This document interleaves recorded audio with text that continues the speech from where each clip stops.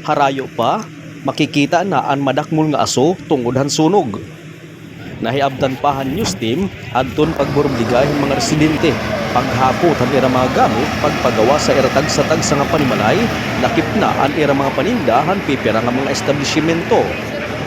Tulo nga mga panimalay ang nasunog ang barangay sa Tunay, Bungtuan Diwan, yan ang adlaw Nobyembre 15, 2023. Sumala ito nakuha nga kasayuran alas 2:23 San Pulop, usa nga concerned citizen ang nagmalasumat ngadto Giwan Central Fire Station Bureau of Fire Protection Giwan nga may ada na hitatabo nga sunog didto na sabi nga barangay ug sinundan pa ini hinusa nga tawag hotline han BFP. Hagilayo naman nagresponde ang mga sakop ang bombero han Giwan. Nakapagresponde gihapon ang bombero han Salcido nga General MacArthur. Subayan pagpanginsayod, tulo nga mga panimalay ang nasunog. Gintatag-iyahan ini ni Antonio Danyo, Milagros Cabos ngan Armando Danyo. Sigon kan kagawad Robin Binablo, may ada ni Rabinati nga pagbuto ngan dida na paglarab ang kalayo. Kuhan pakadungog ko may may nagulan nga susunog, nakatsulod ako barangay hall. Pagkita ko ng tiris ang barangay hall, kinita ko talaga nag-aaso.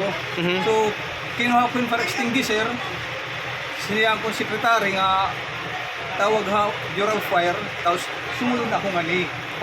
Pagsunod ko nga ni, ang tag-iimala to niya, waray talaga, waray na sarabot na may sunog. So, gimpagawas ko, anay, ang lagas, tapos kumad ko na kami nagkakalayo. So mga pera, waray nga rin pagkatapos ka minuto, may bumuto, di na napag-spread ang kalayo. Makori na makuhan. Waray na higamit nga niya para extinguisher. Bali, kumbaga nakadakang pagbuto. Oo, tutulo kami, abot lahay na nga niya kabataan. Oo. Ay mo paggunahon ano itong binuto? Posibly, butane kay kung gas, di kami may itsura, kung gas at kabino ito mga tangke. Posibly butane kay kasagaran kang gagamit. Okay. Affordable ba nga magkapapalit. So, di dagod pagtikanghan na kalayo kandakwan, kanda... Niluyo ka na Milagros.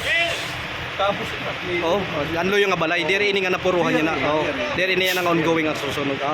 Sinusulod naton mga kasangkayan iton area, kundiin didi nahitabo iton usa nga sunog.